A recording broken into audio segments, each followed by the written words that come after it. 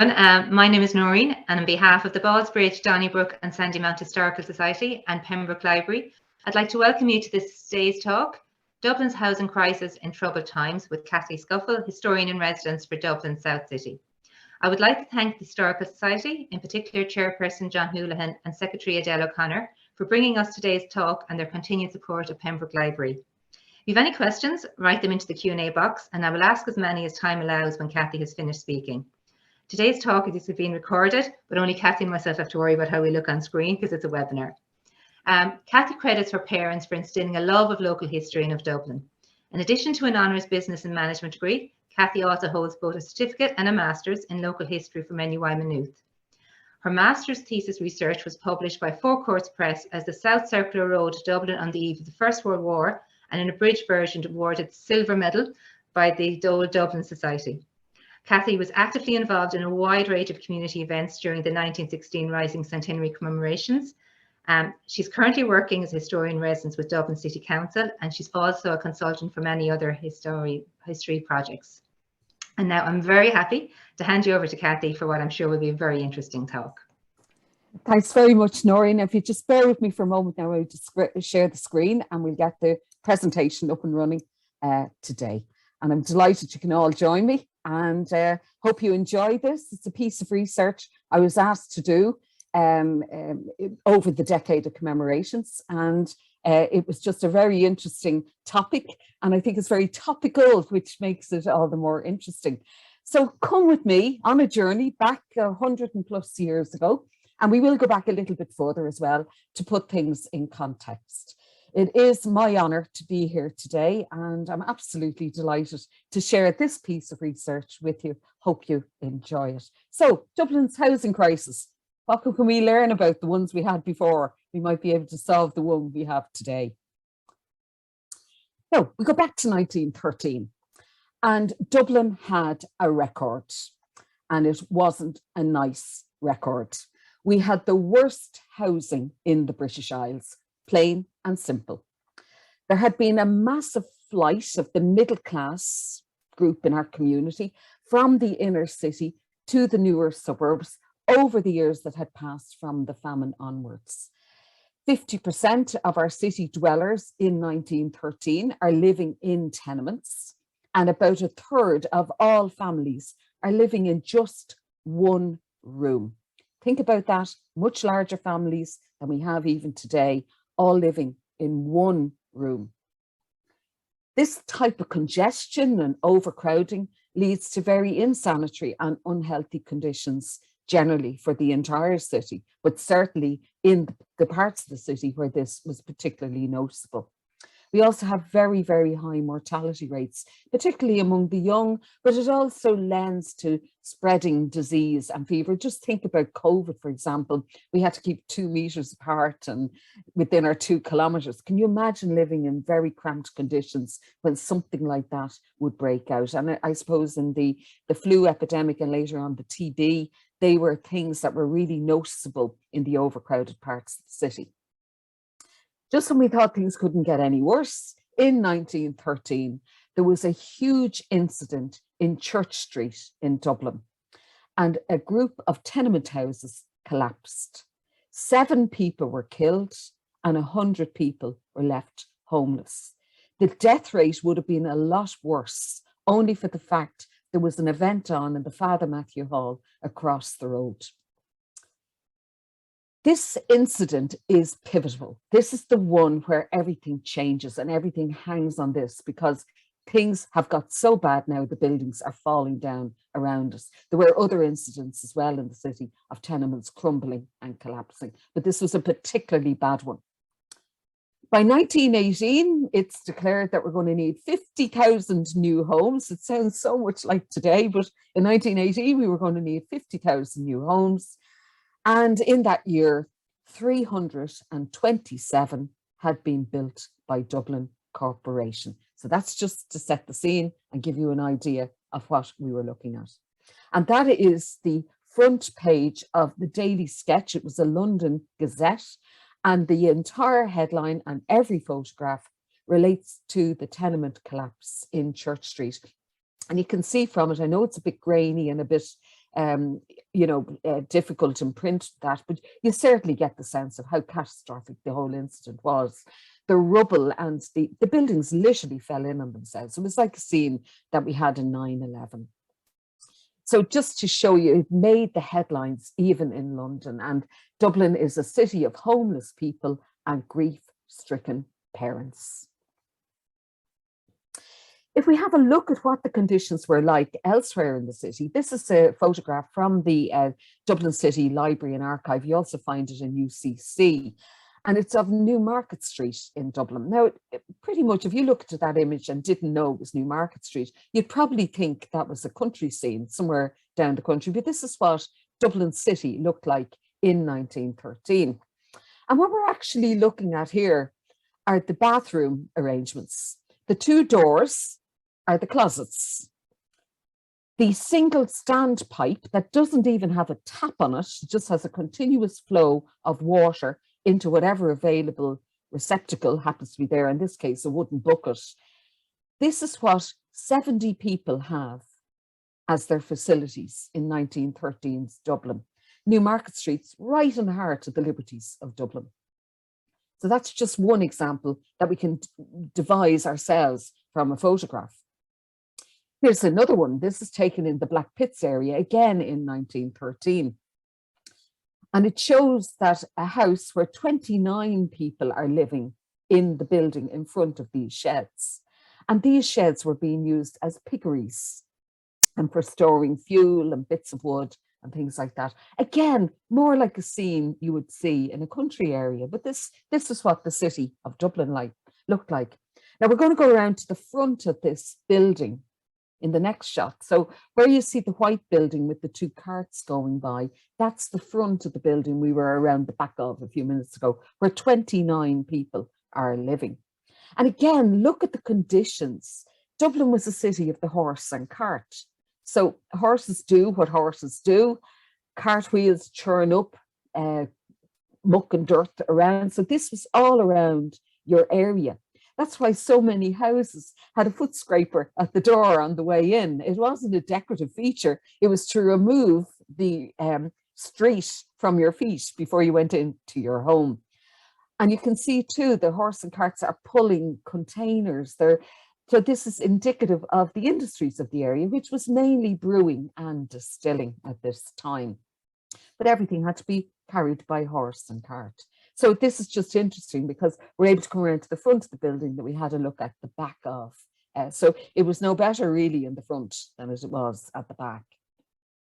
And if we just go over towards Francis Street, now those of you who know the area of the Liberties of Dublin will recognise the church in the building there in the photograph there. That's the Church of St. Nicholas of Myra and Francis Street. But look at how narrow the roadway opposite the church is in the early years of the 1900s.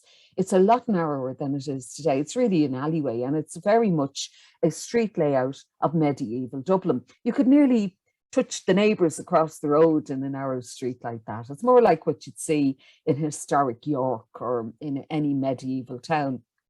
And that was the street pattern that we had around the Liberties as well. And again, chronic overcrowding in this part of Dublin. It wasn't always like that.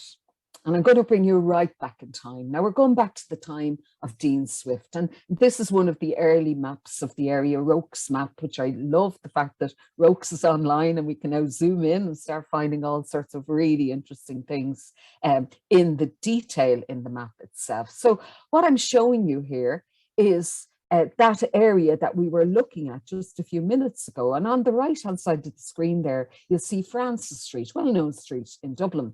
On the far left of the screen, we have Maid Street, again, well-known shopping area in the Liberties of Dublin. And on the bottom part of the screen, we have the Coombe. So we're looking at that particular square in Dublin. Those of you who went to Specsavers and probably have better glasses than Cathy has will notice that in the middle there, we have Spitalfield Square. And of course, like so many squares in Dublin, it's not really a square, it's like two rectangles added on corner to corner. And of course, this is the part of Dublin that eventually gets completely subsumed into the development of the city.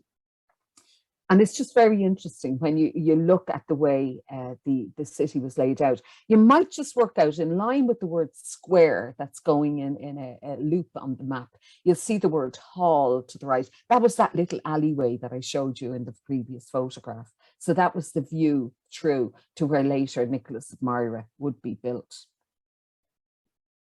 And if we look at Francis Street, the name itself recalls an abbey in that area from the around 1200, 1230 thereabouts. It was a very, very busy street in the 18th century, especially from around 1775 onwards, full of prosperous merchants, manufacturers and traders. This was the Grafton Street of its day. In fact, Dean Swift, who we see on the slide there, he wrote his Drapier's letters from my shop in Francis Street. And of course, the word drapier is a play on the word draper. And it's just so connected to the time. So pretty much we're getting a description of the street at the time. And it would have been frequented by the great and the good. So people like the Duchess of Rutland would have been a regular visitor. Her carman would bring her to Carmen's Hall, and she would walk up Francis Street and do her shopping for the next social occasion. So all of the people connected with the Viceroy and all of the nobility, this is where they went to shop. This was the top class part of Dublin for the time in the 1770s. The industries, I did a look at for 1800, had a look at one of the directories. And here's an example of what was actually operating in the area. We had boot making, brogue making, clay pipe making. In fact, I remember as a child, my own family had a yard of Francis Street, and we used to pull up the clay pipes as kids from the ground below. There was also your tobacco and snuff manufacture. You could get your hair cloth and your curled hair, because this is the time of the decorative wig. Your tabinet and poplin weaving took place here. Tabinet, highly embroidered waistcoats that you could put over a plain outfit. This is the men as well as the women. It was also the hosiery and stocking centre of Dublin, and these were woven, hand woven in this area.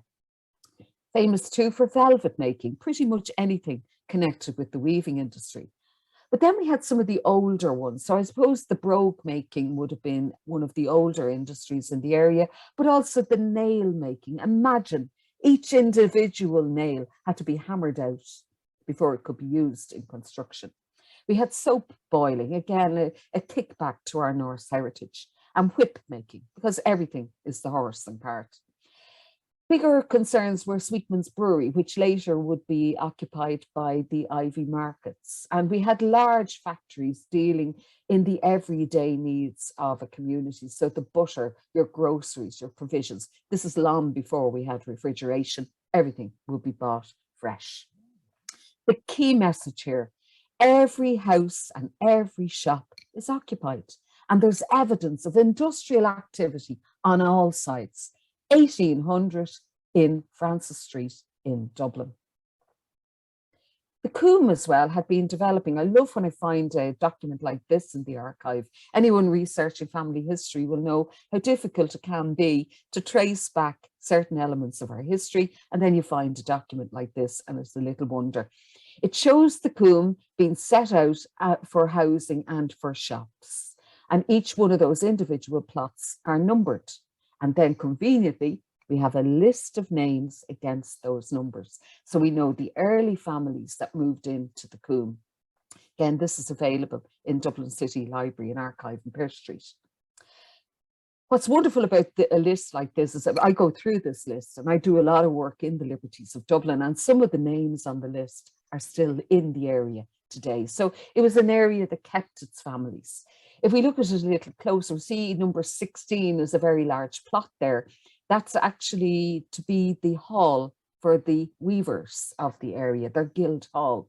And on the opposite side, you'll see churchyard. And of course, that's the new church of St. Luke being built on the Coombe to serve the community of weavers in the area. So we can see a part of Dublin in development, being redeveloped in and around the late 1700s, early 1800s, really coming up to it into an era of its own and starting to be redeveloped at that time. on the Coombe itself, we had a lot of weavers, a lot of silk dyers. So that's all part of the weaving industry. We had a big brush factory and pump makers. This is quite interesting. And the largest merchants of all were J.C. Park and Company, who were the hardware, iron, steel, copper, zinc. They literally worked in everything.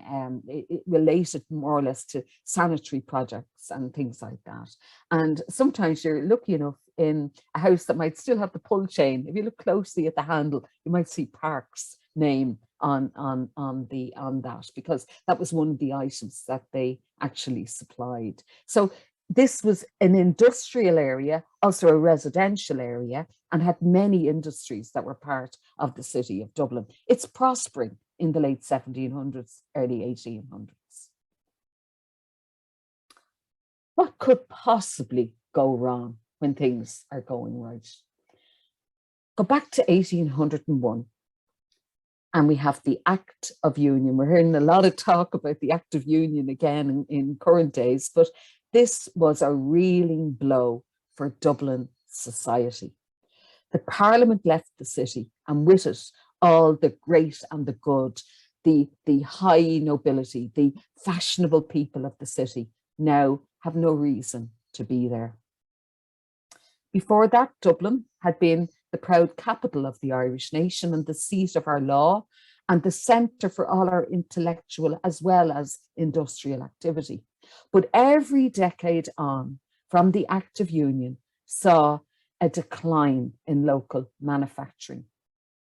So by the time Sir John Gilbert, him of the Gilbert Library fame, in the 1840s, when he carries out a review and to see how the city is doing, he now finds that Dublin is a centre for warehousing of foreigners' production. And in line with that, we have a working population that are now hugely dependent on casual labour. When you're a casual labourer, you can't plan.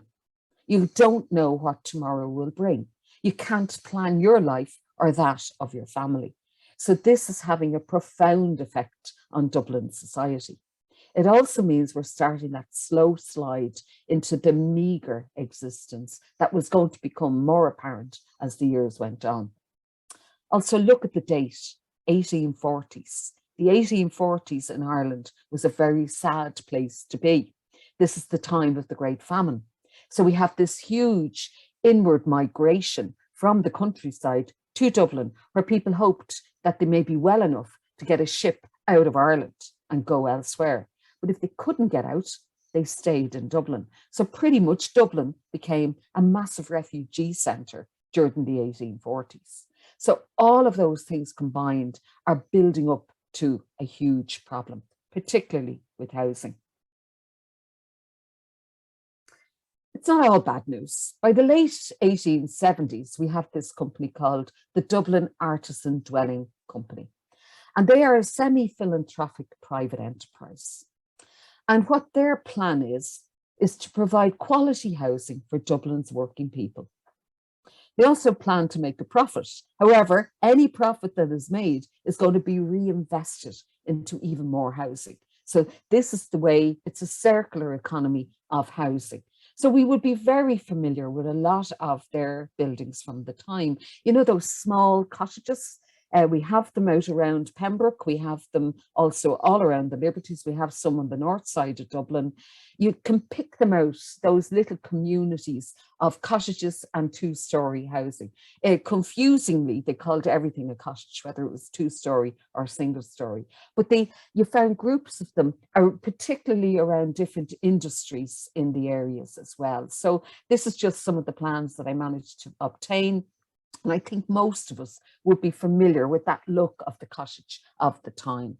They also, as a company, got government loans and council loans to build houses, which meant that they could do a little bit more than just build houses. They endeavoured to build a community. And I'll show you what I mean by that. So next up, I have a map showing again the area we were looking at earlier. Sandwiched between Francis Street and Mead Street. You can see the two of them on the map with the Coombe at the bottom. The top one just out of view is Thomas Street. But if you look to the left, just above the word, the letter CO of the Coombe, you'll see a pattern of street in that area around Mead Place and Grey Street. And they are arranged around a square or the best part of a square.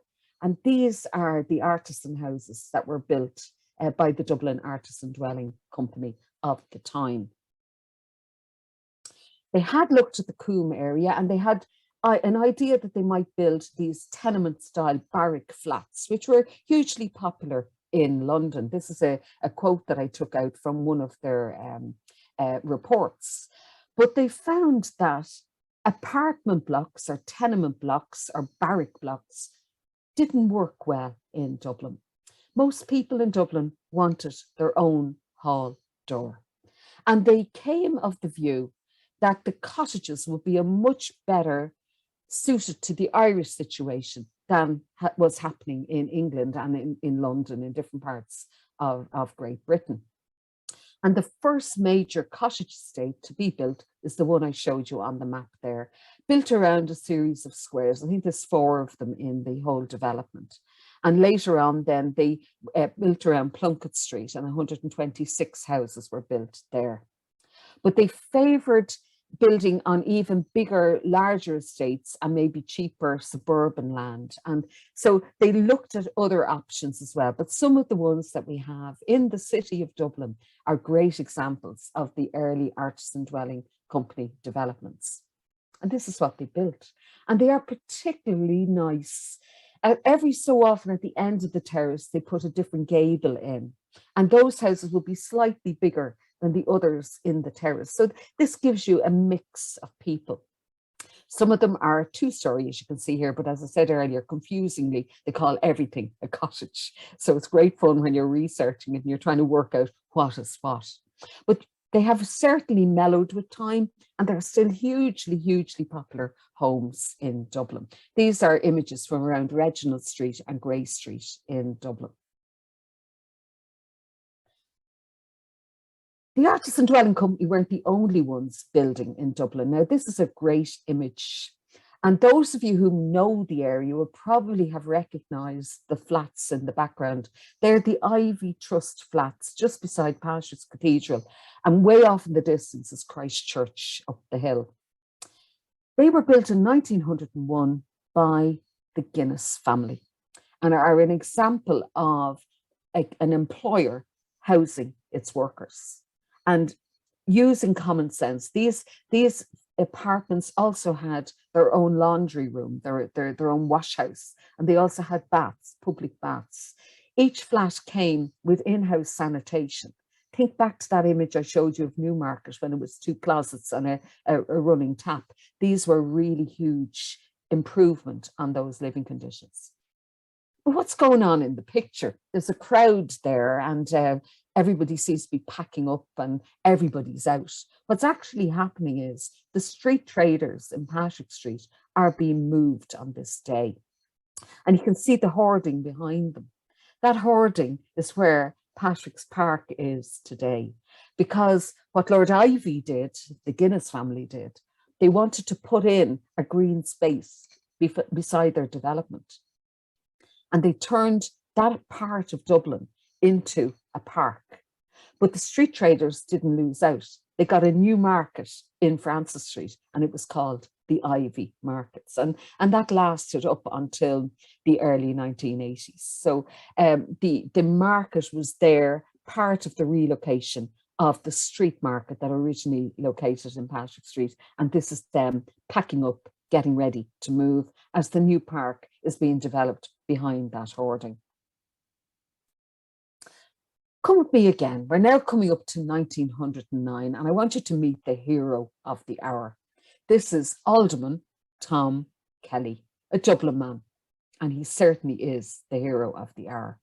And what Alderman Kelly did was he took the report that Gilbert had written in the 1840s, the Gilbert Review. He had taken that and he walked the very streets that Gilbert walked to see what the changes were between the 1840s and the early 1900s. And this is Kelly's own words. Going through those streets and alleys today, as I have constantly done, there's little or no evidence to the eye that there's any industries left. We've the tobacco factory still in Francis Street. Parks, you'll remember, are still on the Coombe, but I can't find evidence of other manufacturers mentioned. What he means there is what Gilbert had written down. What Kelly did then was he took down a directory and had a look through the previous years. And this is what he found.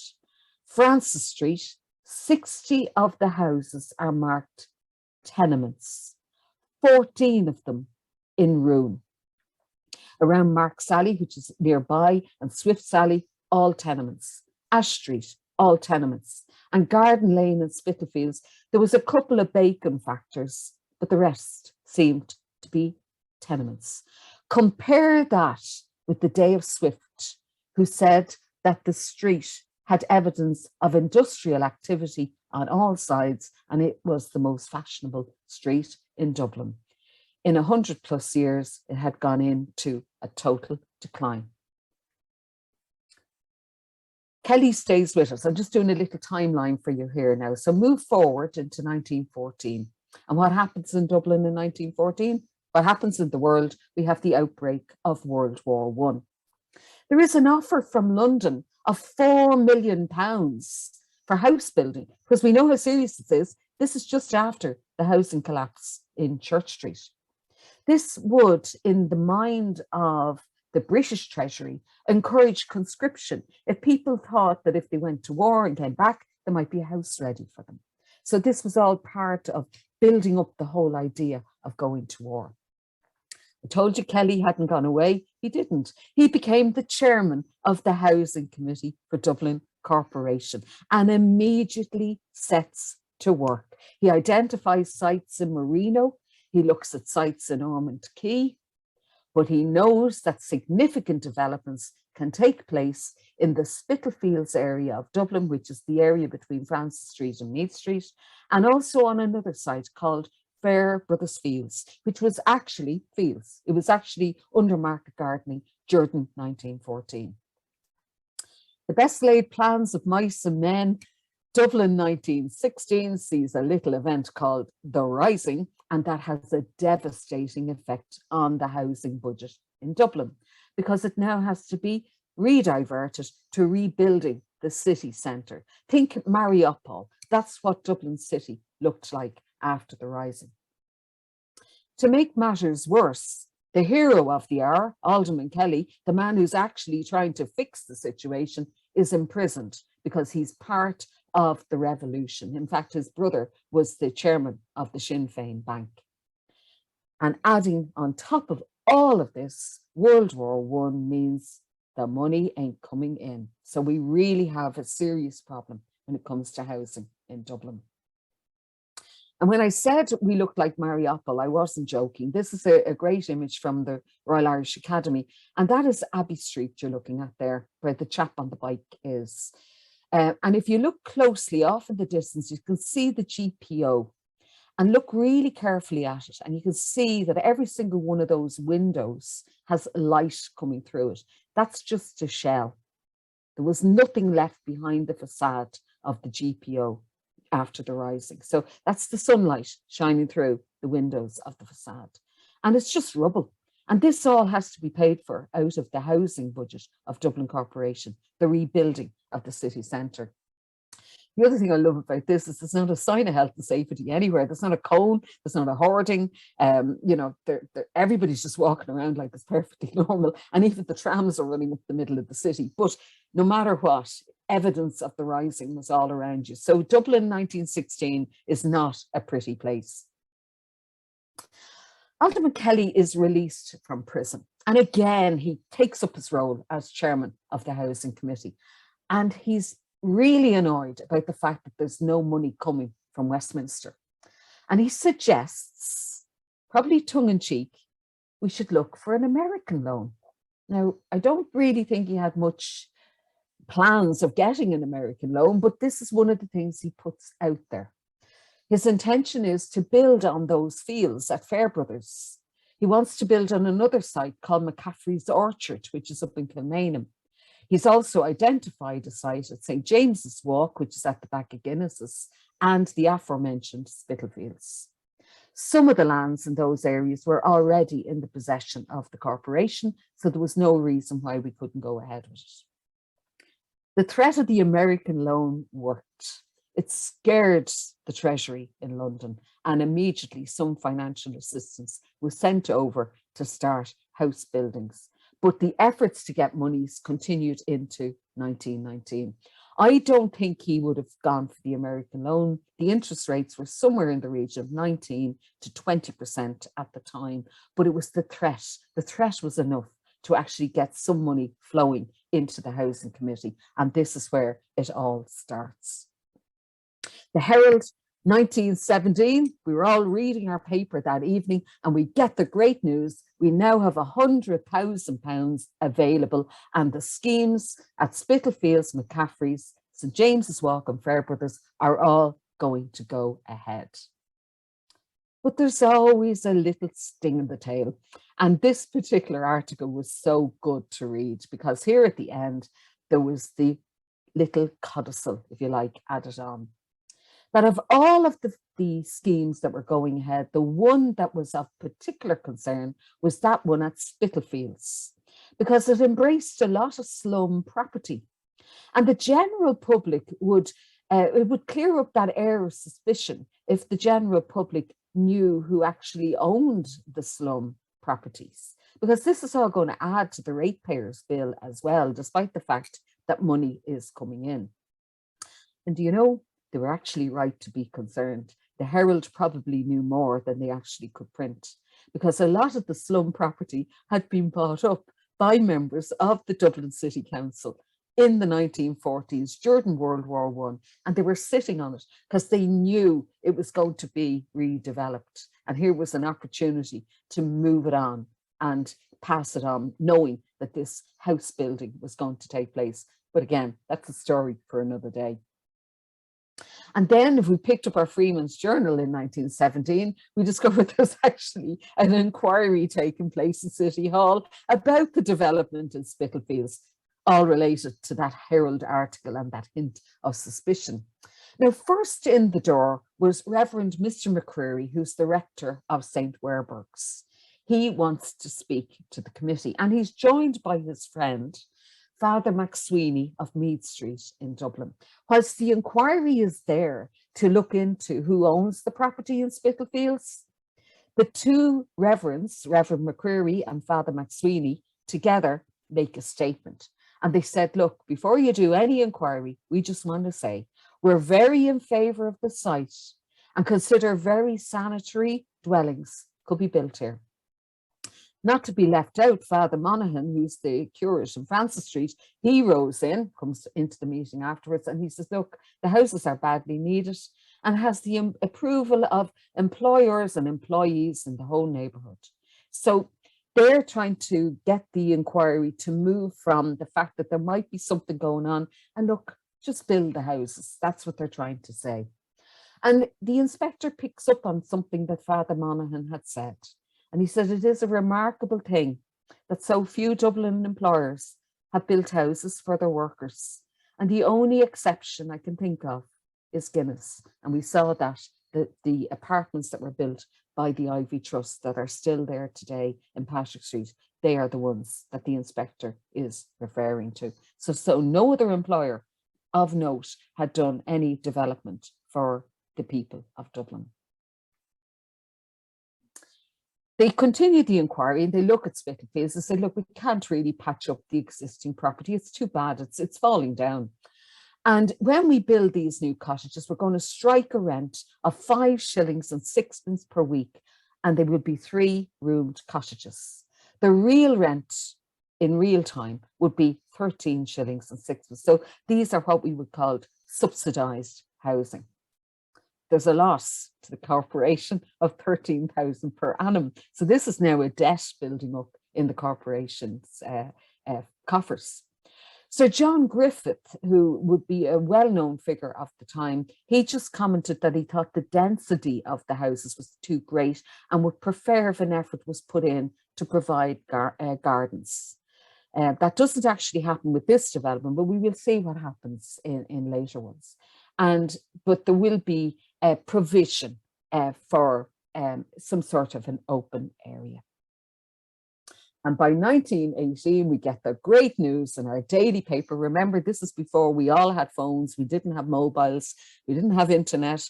The newspaper was the source of your news. And this is what everyone was reading. The tender has been accepted and we're going for the clear and build in Spitalfields. And the award goes to Clark's, the builders of Upper Clonbrassil Street. They had their yard just over Howells Cross Bridge at the Grand Canal. Mind you, the tender is much higher than expected. So it's going to cost 22,918 to build the houses. But that said, and here's a great moment for the corporation. They decided to go a little bit further and agreed an extra £405 for an electric light installation in the houses. When you got your key, you also got a light bulb. This was a huge moment and a huge development in housing in Dublin. Up to then, it was oil lamps, some cases gaslight. The corporation debt keeps rocketing.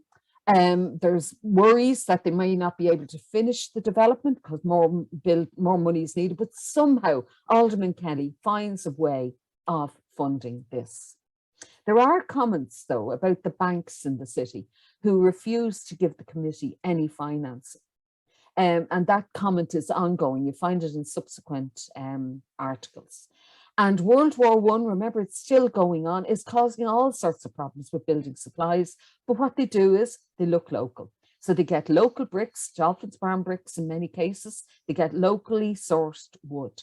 And they also source granite from the Dublin mountains. There is a comment from Dennis Larkin, brother of Jim Larkin, who notes that the Spitalfields added a lot of money to the annual deficit, but only 75 3 or 4 roomed houses were being built.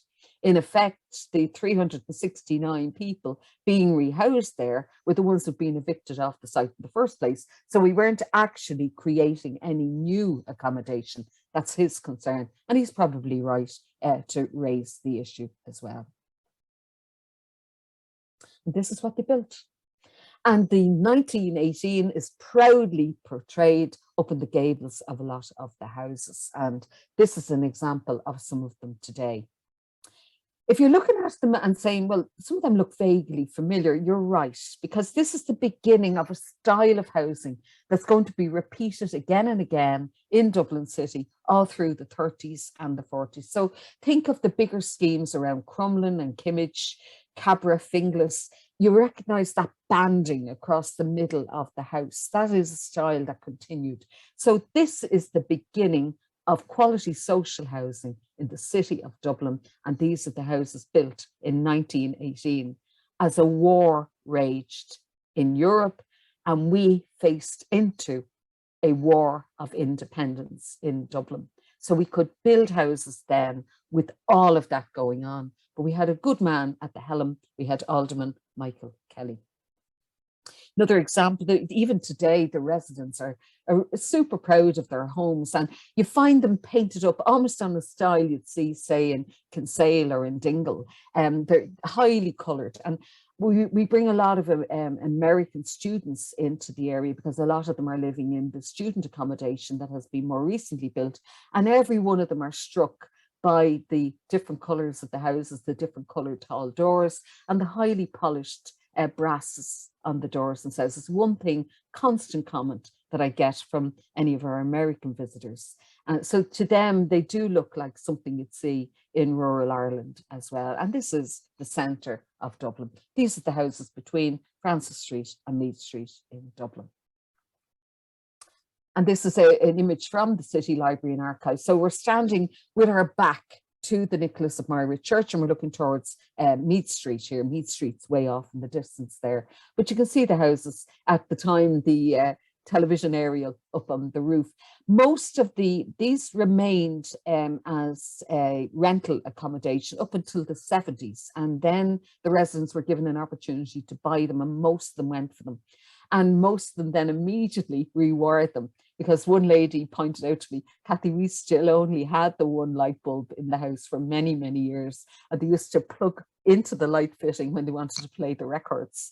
So that only changed when they went into private ownership in the 70s. So practically all of them are in private ownership today. And although they didn't get the gardens, they did leave an open space. And this is Park Terrace, just off the Coombe. And they left this open space. It's much prettier today, but that open space was there. And the reason it's concreted over in this image is during World War II, this was the site of the air raid shelter. So leaving open space in development is very important. If the world order changes and you need something else, you now have the open space to put an air raid shelter for the community in time of war. So it's something that maybe architects and developers should keep in mind. The world order can change and we need to change the way we live, and we may be able to reuse some of what we already have. And they kept the original street names in this particular development. So we got Park Terrace, Ash Street. They are the old street names that we would have seen on the Roke map much earlier on. I wasn't the only one they built in 1918. Going 1918, 1919, Alderman Kelly was off again. And here are the plans, the actual plans he sent to London for the development at James's Walk. Now, this is a strange one because the James's Walk in the image is at the bottom part of the triangle. You can see it there. It actually marks a route by the River Poddle. This is where the city watercourse ran. Today, the James's Walk is where the words towing path are on the map.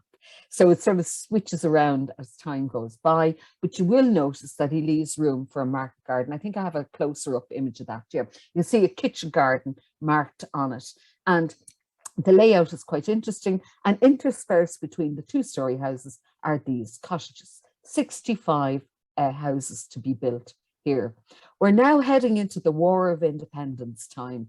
Politics are rising in Dublin, and people's attitudes have completely changed, certainly since the executions following the rising. So this map, just marking New Road and Towing Path and James's Walk, is sent over as the plans for this development. And this is the development that went up. And the first thing you probably notice where the two girls are walking there in the image is the front gardens. So they took up the idea of providing a garden where they could, and they provided them for the ones facing onto what was the old towing path. Today we know it as James's Walk.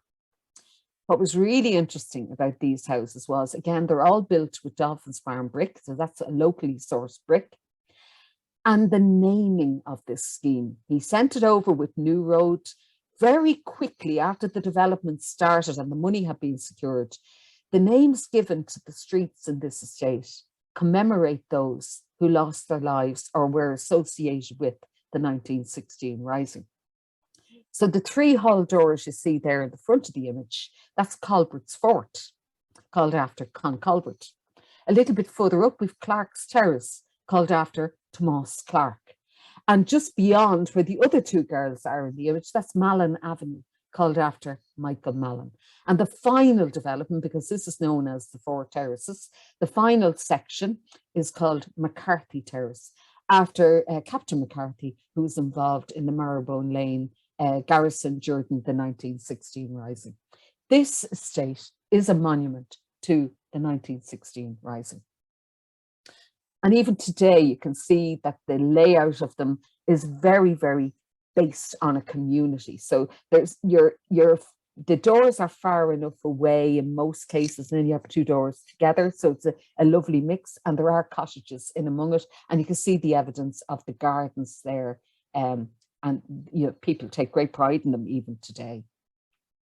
An older image again from the archive, and that just shows where the back of the pipes came out. The two bollards there mark a laneway known as the back of the pipes. That was the actual route taken by Eamon Cant during the 1916 rising. So the naming of that estate after people associated with Cant's garrison was very appropriate. And that was only done 2 years after the rising itself, when we were in the middle of the War of Independence. We were just building into the War of Independence. An act of defiance in many ways by the corporation in the naming of it. And yes, we went ahead with it, and the names prevail today. You see the Dolphins Barn brick there, and an interesting addition of Merrion or Portmarnock brick in the middle, just to highlight the red, putting in a red brick. But the biscuit brown colour are Dolphins Barn, they're typical Dolphins Barn brick. Then another set of plans goes. This time we didn't even bother putting in new roads. We just sent blank plans with boxes on it. And this is the development that took place over in Mount Brown very, very soon after the development in James's Walk. This is on the other side of what we know today as James's Hospital, but it would have been the South Dublin Union, and you can see it actually marked there on the plan. What's very interesting about this one is the inclusion of two playgrounds to be included in the development, and every house will have a garden. Not only will they have the electric light bulb, but they will also have a fully functioning range. There was a lot of debate about the type of range they're going to include in these houses. And they were also going to have a little press in the kitchen pantry that had a small door on it. And that was to be your cold safe, where you put your milk or put your meat to keep it fresh, pre-refrigeration. I highlighted that at one of the talks I did. I gave this on one occasion. One lady who lived in Camford said, that thing, we stuff it up with tea towels at the moment, Cathy, because the draft that's coming through it is unbelievable. And I said, yes, and there's a reason for the draft. That was to keep your meat and your milk fresh in times of old. And she looked at me, she says, I think I'll take the tea towels out now, Cathy. But it was just really interesting that it's still there in the house, considered a nuisance today, but it was a big, big feature of the house in the time it was being built. But do note, no names on any roads here. All we're getting are playgrounds and a little bit of landscaping, but that's about it. This is a great example of how an archive can get it wrong occasionally, and this is actually a reverse image that's in the city archive. Somebody got the negative incorrect, but it shows the beautiful layout of the estate. That's why I love including it, because it was built up on a height. So although the houses are small, they seem big because they're built up in a hill. And you see all the open space and land that was left around the development. It was really, really well thought out, and a very interesting scheme from the point of view of gables and the use of building material. And you'll see that in a great example here. The upper gables are Dolphins Barn brick, and a lot of them actually have a lot of granite in them on the lower gables. You get this beautiful, almost like an English countryside aspect about it. And they all have this front garden. The other thing about this estate was every one of those roads was going to have a special name. Every single road is called after a volunteer who lost his life in the South Dublin Union during the 1916 Rising, and the entire estate, initially called McCaffrey's Orchard, was quickly renamed Cant Fort after Eamon Cant, the commander of the 4th Battalion in that area in 1916, also a signatory of the proclamation. They were beautifully done. Some of the hall doors are on the side, some are to the front. You can see in that particular one the lovely mix of granite and brick, all with their gardens. And those gardens are just big enough for a small car today. You can make a fairly decent driveway out of them. A lovely community, real sense of community in this estate. And you really feel that when you walk into it. And a sense of being minded. It's very hard to explain it, but you do feel one of those estates. It's a really pleasant place to walk through. So that's Cant Fort today, formerly called McCaffrey's Orchard. It's in Mount Brown in Kilmainham, at the back of James's Hospital and kind of overlooked by the new Children's Hospital today. But then the final one, the Fairbrothers Fields, and look at the date for the Fairbrothers Fields, 1922, 100 years ago this year. And when they got to Fairbrothers Fields, they picked up on everything that they wanted to do right, because they were dealing with a blank canvas. This is Oscar Square in the Fairbrothers Fields. An absolute delight at this time of the year. Those cherry blossoms are in full bloom at the moment. Again, just to remark on it, if you notice a slight rise in the square, in the park, again, this was used as an air raid shelter during World War II, equally highlighting the point how important it is to leave open space in among housing developments. But the Fairbrothers Fields was the absolute jewel in the crown of housing development at this time. A big mix of housing built, quite different in style, but again, they still retain that banding. There's a lot of mixture. Some of them have the door on the side, some of them the door to the front.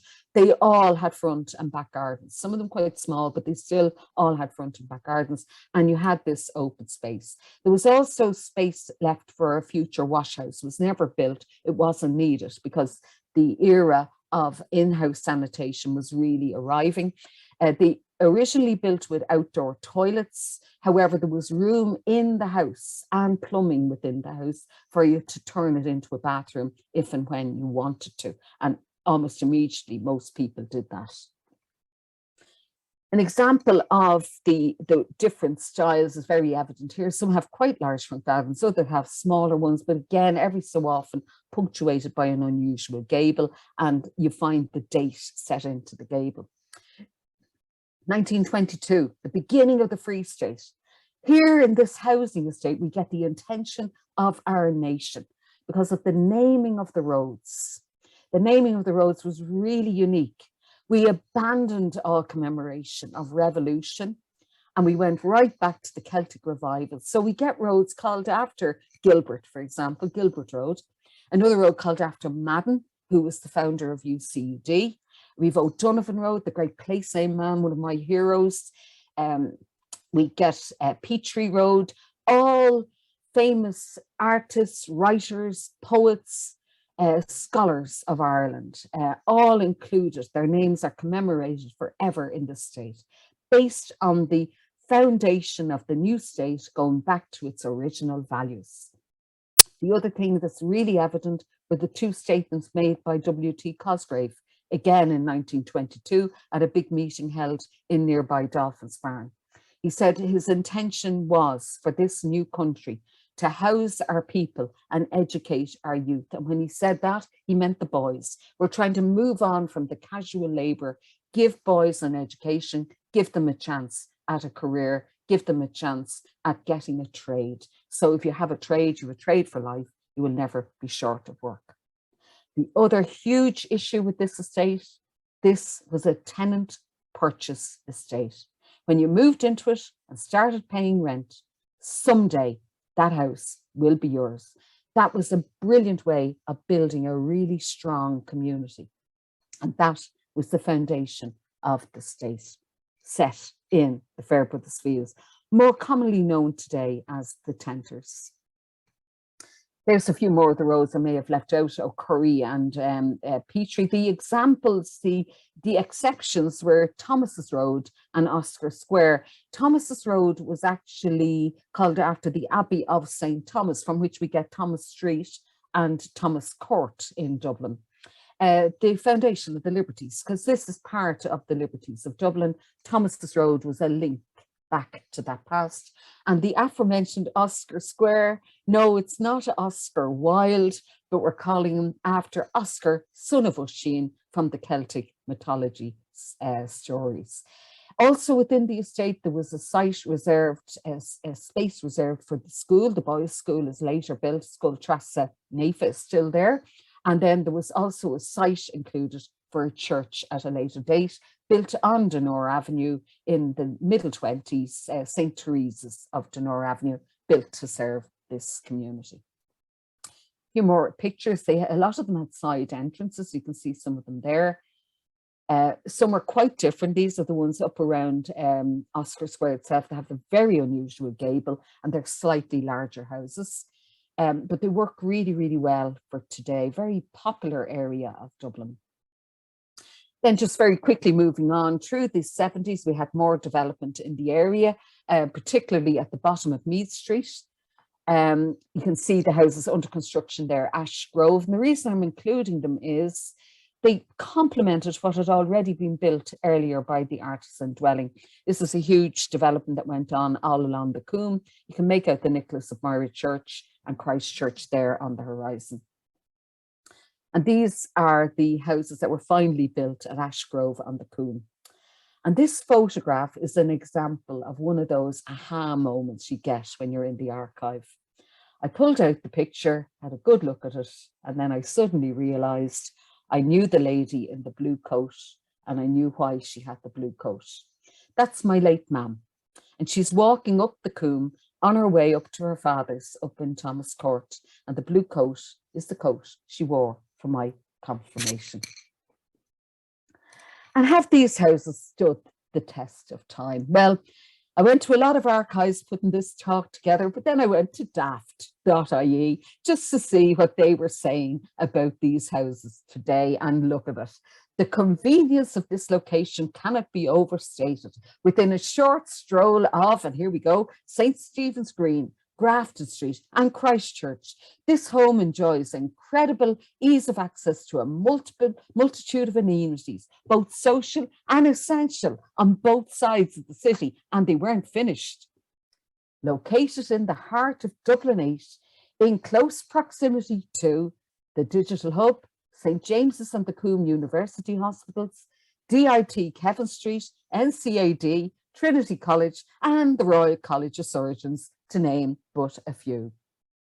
None of these were the reasons these houses were built in the first place, but this is what we celebrate today. And that on the right is what Park Terrace looks like today.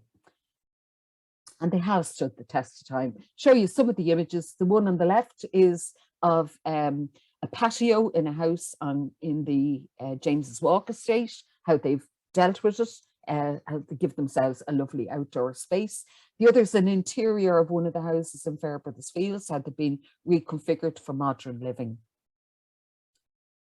And it's just to say a happy decade of centenary's birthday to the communities all around Spitalfields, James's Walk, Cantfort, and this year in particular to Tenter's 100, celebrating 100 years of a Liberties neighbourhood, and they deserve a follow on Facebook.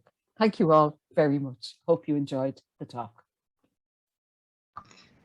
Thanks very much, Cathy. That was a fascinating talk. If anybody has any questions, just pop them into the Q&A box there and I'll ask. How many houses were built in total, Cathy, with the schemes? With the schemes in total, we had just roughly nearly 400 in Fairbrothers. There was 65 and 75, so 4, which is 5, 6. It was about 600 houses built all through the revolution in just a small part of Dublin within 2 square miles. I mean, it was just an amazing development when you think of the back history rumbling on at the time, you know. So yeah, so we did it then, and with all the problems it had. But yeah, really special, but led by a strong man, Alderman Tom Kelly. An amazing one. There's a great book about him actually, written by his granddaughter, and it just gives you a sense of the man of the time. I'm sure the library has it in stock, but it's just a wonderful insight into one man and his vision for a new Ireland, you know, and how we were going to do it.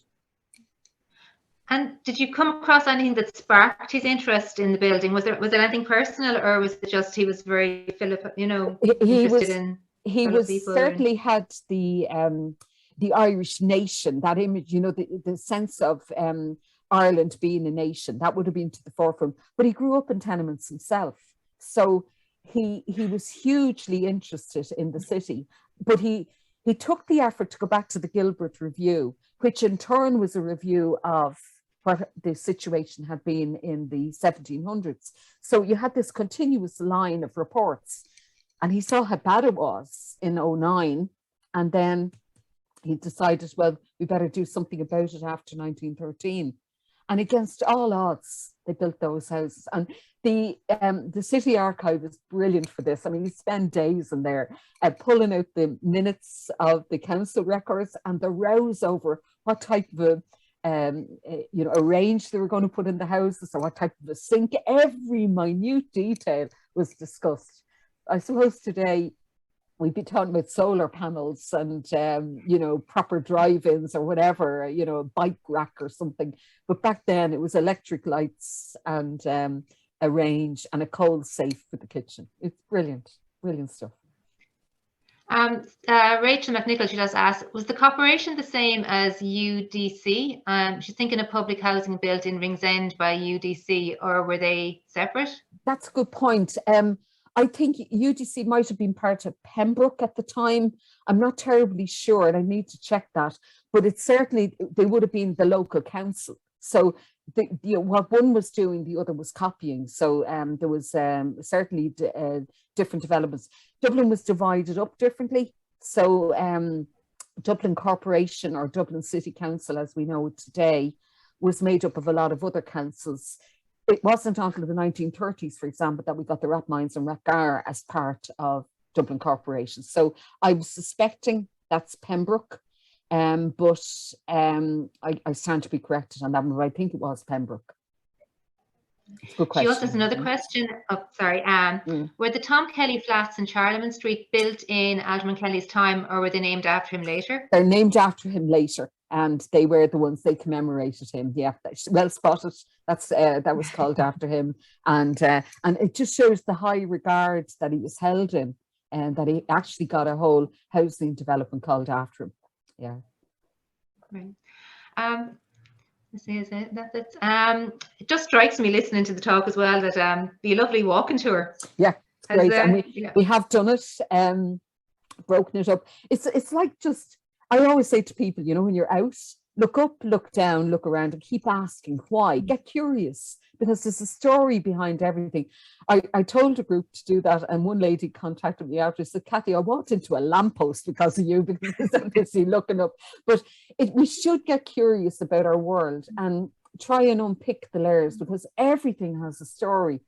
And what fascinated me about this was, despite all the problems of lockouts and war and, you know, revolution and more revolution and civil war and everything else, we actually got on with the business of building a nation underneath all of that and providing what were top quality housing for our people at the time. Not enough, but we made an effort, and probably set and train the ideas of what would come later, like Maryland and Cabra, Finglas, you know, in the future. So we had a model to build on, and I wonder, could we use that model again and see, are some of our solutions there? They possibly are. There's a few hints in that might be, and that's what fascinated me about it, you know. In the worst of times we could do it.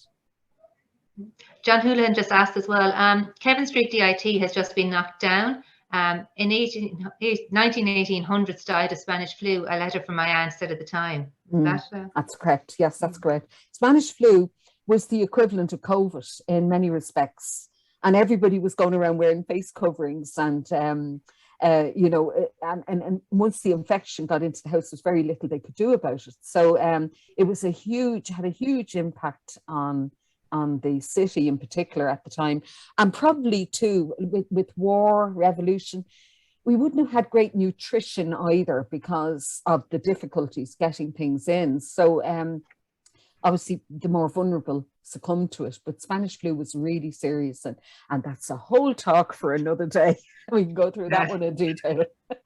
Well, I'm just reading a list of compliments here in the chat, Cathy. I'm just going to read out one. It says, full of interest, incredibly well researched. Thank you. That's thank you. That's very nice. So, Cathy, I'd just like to thank you for this interesting and informative talk, and it's definitely a topic that's as relevant today as ever was. I'd like to thank everybody who turned in to listen, and just keep an eye on the Historical Society webpage and Pembroke's Library Facebook page to find out about upcoming events. We're going to have Cathy back here in person in the library soon, and Cathy's going to be taking part doing a two-part Irish Civil War history lecture series. The first, From Treaty Talks to Fire at the Four Courts, will be here in the library on Tuesday the 7th of June at 6:30. So hopefully we see some of you then. And thanks again, Cathy, and thank you to everybody for listening. And thanks everyone.